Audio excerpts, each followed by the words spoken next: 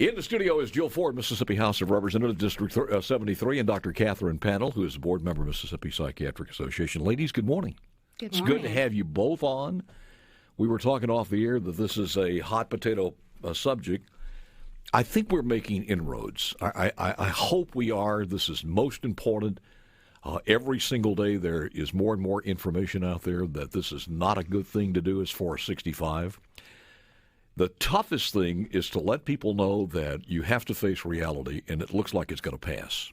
And if it does pass, we need to have some strategy that says we implement this the best possible way. To the Representative Jill Ford, your thoughts.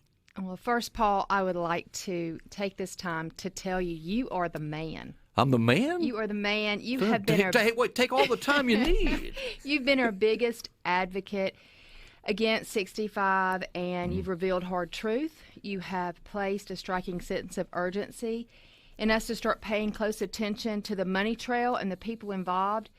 And for this, I cannot thank you enough. You know JT's always been my heartthrob. That's right. But I'm almost willing to wear a Gallo T-shirt. Well, I'll wear it temporarily until he gets back. The other part of this is we understand over the years that you take on some of these subjects that you're going to divide 50-50 and you make the other 50 mad. The only thing you could hope is do what you're supposed to do, what you think is the truthful thing to do, and hopefully the other 50% will understand. And it's worked out like that over the years. So. But to Dr. Pannel, who is a board member of the Mississippi Psychiatric Association, you bring some unique gifts to this narrative. Yeah, amongst the 22 diagnoses with Initiative 65, 2 of them are psychiatric, PTSD and anxiety. They also claim things about opiate addiction, which we know, pretty much all psychiatrists are against this initiative because there have been multiple studies that just prove that medical marijuana doesn't help any psychiatric condition. In fact, if anything, it makes them worse. And then in our young, developing teens with the developing brains, up until the age of 25, use of marijuana actually has been shown to cause brain damage. It also increases risk of depression, anxiety, increase in psychosis, especially schizophrenia. Yeah, and I don't think the book is still out as far as what the damage done to pregnant mothers is. Right. Well, we have seen early things, being able to look back that with pregnant mothers who use marijuana, that there is an increased risk of preterm babies. Jill, this is why it's so hard, because we tell this audience across the state, look, guys, we really don't need medical marijuana. We got enough problems out there. And people say, well, we got alcohol. Great. Do we need another thing in place of alcohol?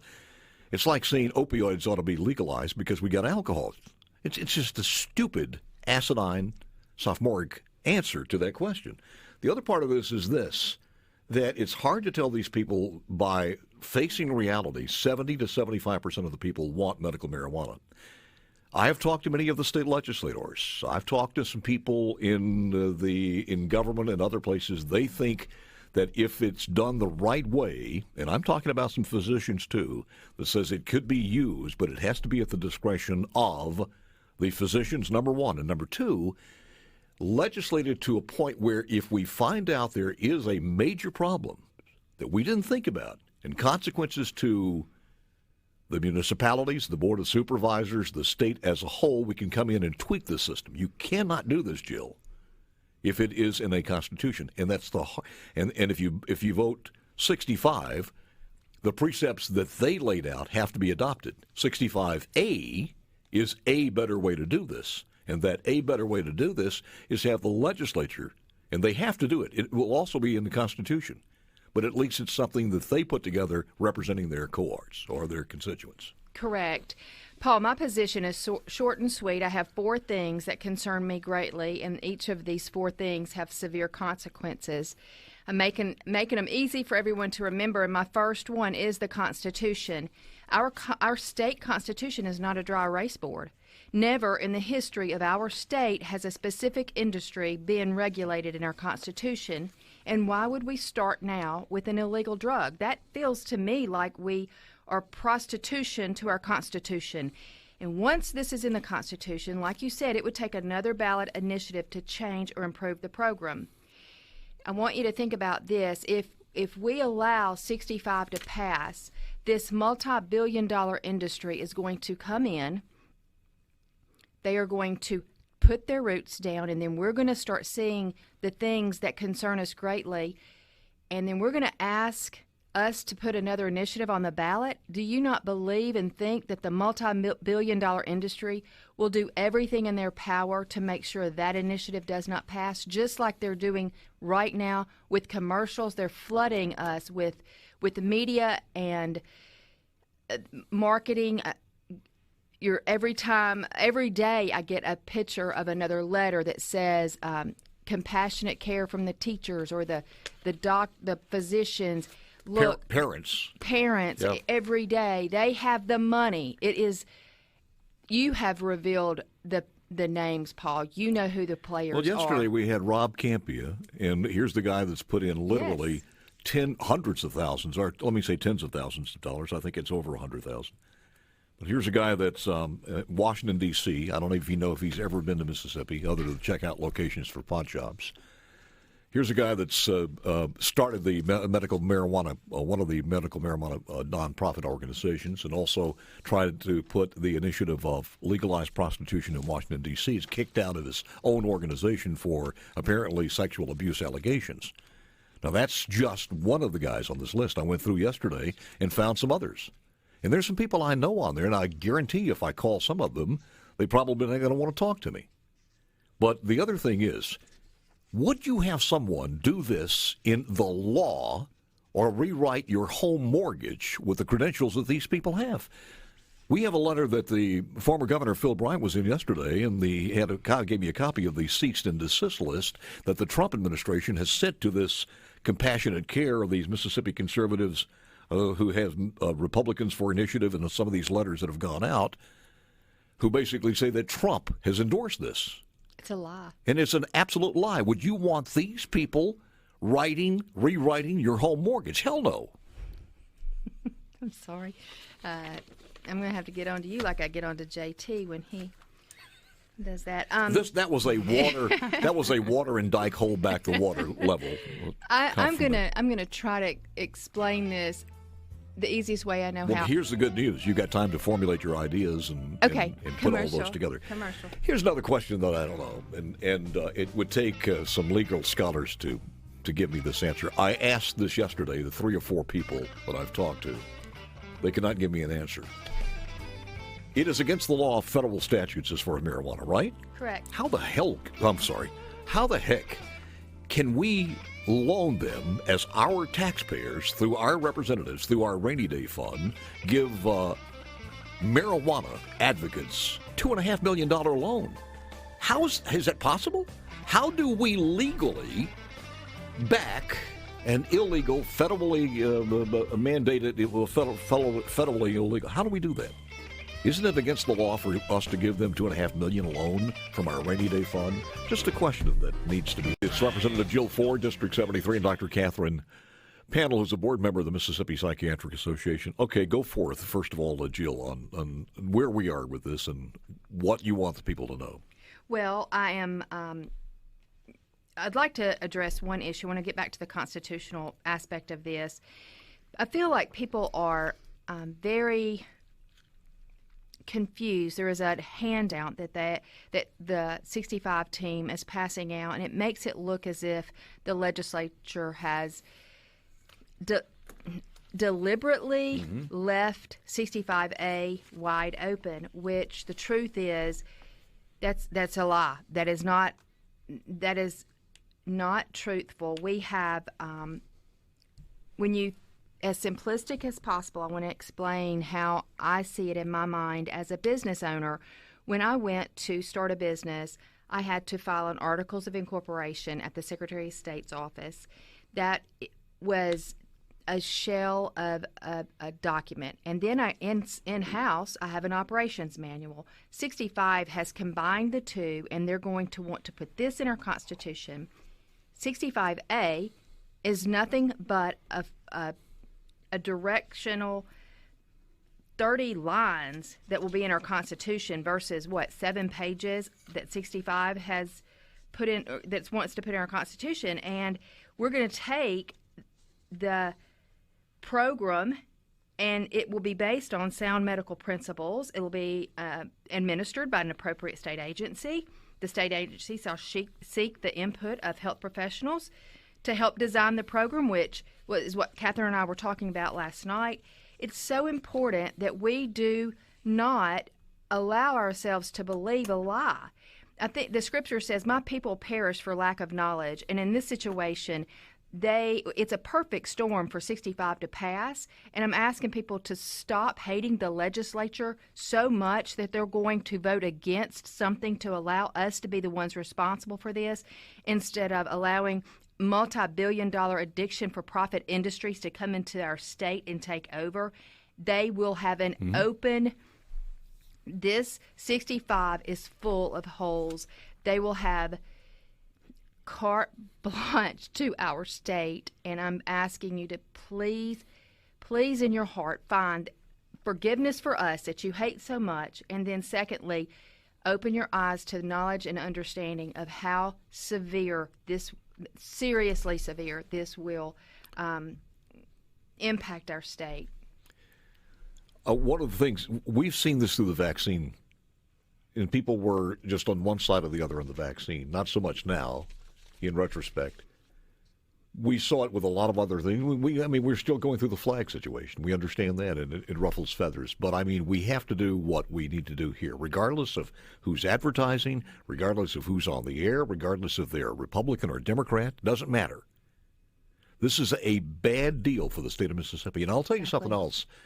And nobody wants to get this out right now, but I'll tell you, because of what I just mentioned, that $22,500,000, and I think somebody said it was more than that, but I'll stick with $2.5 million, that these people have not only demanded, have already made sure that they get this money. If it's 65 done that, these illegal drug dealers... We have to loan them $2.5 million. We have to. You can't do anything as a state representative. The state treasurer... The governor, the lieutenant governor, the speaker, nobody can do anything. They have said that you and I have to give them $2.5 million out of the taxpayers' rainy day fund to loan this drug operation. Millions and millions of dollars are going to go into a kitty that nobody can use other than to support the industry. I asked the governor of the state, who is a very, very wise person in state government, what does that mean? He said, as well as the lieutenant governor, the speaker, and other people I've had on, I have no idea. Other than put it in a vault somewhere, but that the only way they could use it is to support the industry. We've never done that, Jill. We have never done that. Well, they did not loan me $2.5 million when I started my business. By the way, the sheet that you were just talking about, I took a picture of one of mine here, because there's several, and I tweeted it out at Paul Gallo Show if you want to see what she's talking about. The right ledger, where these people who are hypocritical to Mississippi conservatives support Initiative 65, this compassionate care, and all of these other people using nebulous facts. The reason that the 65A doesn't have a lot of this specified is because it hasn't gone through checks and balances, and the legislature hasn't formulated it yet. They have to do this. They have to put it in the Constitution of 65A, and they have a timeline, and they've got to get it done. So there's no difference from that and 65. Exactly. And to be honest with you, Paul, those that are considering voting for 65, I can guarantee you there'll be lawsuits filed. If you want medical marijuana, you better vote for 65A. That's the only true way you're going to get it. You just hit on something that a lot of people don't realize that, but 65A is a better deal, a better way if you want this to happen, because 65 is going to have lawsuits out the wazoo, all the way to the Supreme Court. So... Yeah, I think there's also this misconception, and it's pushed by Initiative 65, that they've talked with the physicians and that we are all on board with this. That's untrue. In fact, they've come to the boardroom at the State Medical Association a couple times, and they've presented their 22 vague diagnoses and asked will we sign on, and each time we've said no way. There's no evidence-based medicine, no evidence-based reason why we should be prescribing marijuana for these diagnoses. However, with 65A, the one thing that physicians do like is that, whether you want medical marijuana or not, if you do, 65 is going to give it to you, 65A is too. Both you're going to get medical marijuana. But at least with 65A, the legislators want to talk to physicians. They want to talk to the experts that are going to be responsible for giving out these certificates for medical marijuana.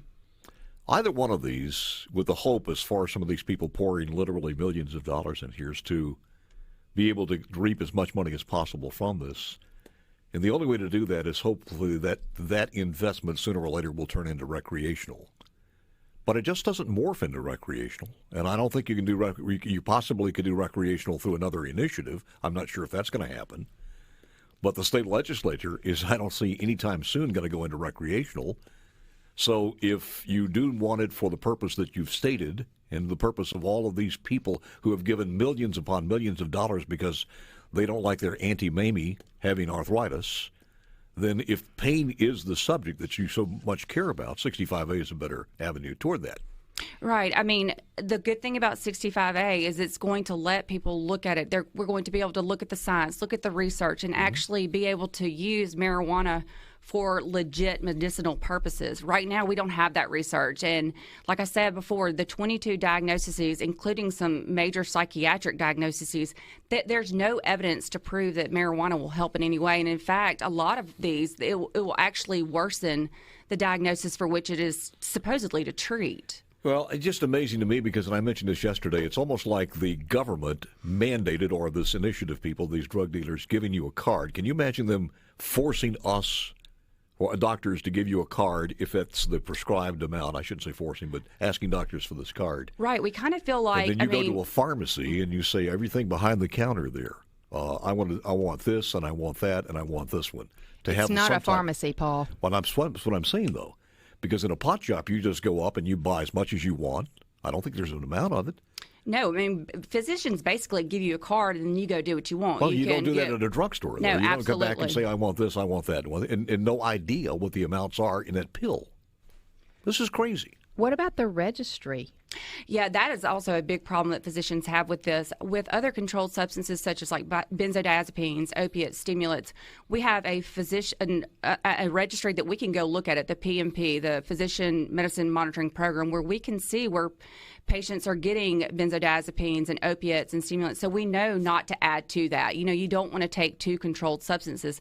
However, with medical marijuana under Initiative 65, that information is protected. Physicians will have no idea that these patients coming in are getting medical marijuana. That's very, very true. I also asked a couple of people yesterday, and they are not sure whether physicians will be able to use this or not. According to 65, if you've got a card, you have a reason to use it. So your doctor's operating on you don't know. Absolutely. Bus driver is driving your kids, you don't know. Correct. If they're not showing any signs. And I can't see a way that an employer could fire a physician that was doing a surgery while he was high. If he's got a card, then that's where the Trial Lawyers Association are coming in, and that's why they're happy about this also. Absolutely. But let me ask you this. Do we know, is it confirmed that you have some reactions with other medications if you're at certain levels of this? Because this pot now is so much more powerful than 20 or 30 years ago. From a psychiatric input, I mean, these medical marijuana interferes with all of our other medications. So if you have somebody coming in with depressed... a doctor is not going to be sued or malpractice or anything. You're buying the drugs. It's open for everything. 65 is a Pandora's box. We've got a final segment. I'll give you your final thoughts in a moment. By the rainy day fund, why I think this is going to go to a court, and it may stay there for a long time. And those people wishing that they could relieve the pain is going to not happen anytime soon if you vote for 65. The Rainy Day Fund, by state statute, is reserved for emergencies, pandemics, hurricanes, tornadoes, etc. It doesn't say pot shops anywhere on there. No, it doesn't. We're limited, so let's get back to Jill Ford, Mississippi House of Representatives, District 75. 73. And you did such a great job, I was going to elevate it a couple. And Dr. Katherine Pannel, a board member of the Mississippi Psychiatric Association. One of the most disturbing things on here that I've learned is that 65 doesn't really state where you can or where you cannot smoke this. But with the nursing homes, where some of these patients, Dr. Pannel, maybe you can speak to this, some of the nursing homes where patients are to the point where they could get it, it could be smoked at large. There's a lawsuit if it's not allowed. And who knows, because the caregiver can go get those joints or whatever on a daily basis or whenever they get it.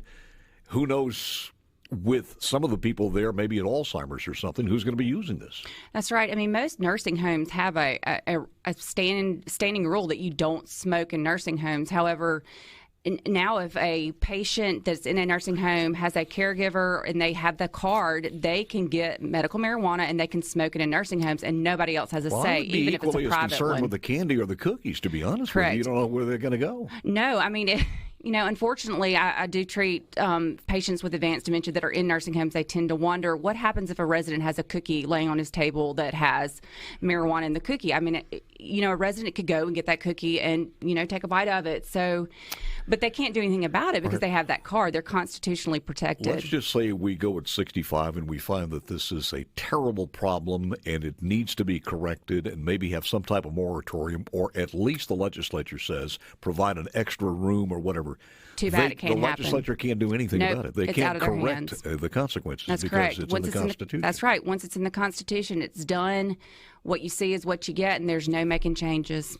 So what happens if someone's on oxygen and it blows up? There's potential for explosion. Absolutely. There are, I forget how many words in this. Somebody said close to 6,000. Maybe it's more than that. Words in this 65, and nobody knows what half of that stuff is. No. Jill. One last thing I want to just hit home with. People continue to say, I can't even imagine all the money Mississippi's going to make off this. Mississippi's not going to make 1 cent off of this. It's not a tax. It's a fee, 7% fee that will go back into the special fund, away from our communities to defray the inevitable cost of social issues that's going to plague us. The teachers, y'all, we want to give you a raise.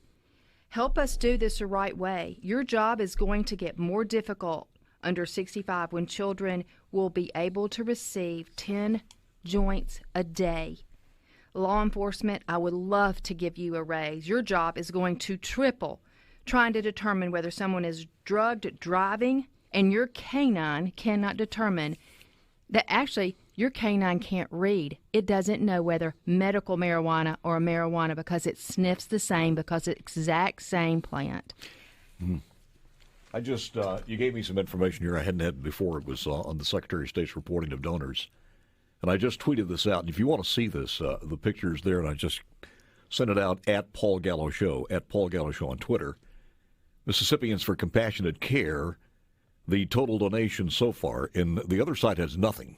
You guys, other than zero amount of money. We're in the negative, probably, because the people that are doing this are doing it out of the goodness of their hearts. They're spending money on gas. They're cutting clinic time short. They're, not getting to spend as much time with their families. But we're so passionate about this and want to protect patients and Mississippians. So are other people that are coming forth, the organizations, and they're trying to get some money out. But we only got 2 weeks. Maybe a little over 2 weeks. 20 days.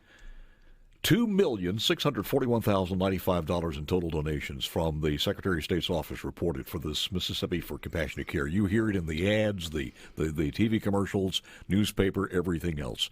There are websites out there. Some people say they've been put up by Joel Baumgar. I'm not sure if it's a 17-year-old kid there with with a snack in front of them doing this. Most of the time, I believe it because they sound so sophomoric and stupid. 53% of all the donations have come from Representative Joel Baumgar, an elected official in our state. Where's the conflict of interest in this? He personally donated $600,000, secured a loan for $800,000 above and beyond the other $1.4 million. 24% of the donations came from out of state. $630,500 as of this reporting period. 77% total of out-of-state and Representative Baumgar put together is $2,030,000. I mentioned yesterday about Rob Kempia and some of that money coming out. 23% from in-state business, attorneys, and individuals, $610,595. Folks, be careful what you pray for. You might get it. And there's no turning around on this one because the initiative process is used only sparingly. And this is the worst I could say. One more thing, because somebody mentioned, well, other states have done the initiative. The Not other like states this that have one. done the initiative were only a few, and when they did it, they mandated the legislature implement it. And they have opt-outs. Yes. You know, if a county doesn't want it, they opt out. We don't have that choice. California, 80% of them have opted out. Ladies, I thank you. I hope I Thank you. haven't disturbed the man trophy that I get to keep temporarily. You got it for right now. All right, Have us I'll back in do next my week, best. and we'll let you keep it. Be a hell of a thing if I lost it, I can tell you that.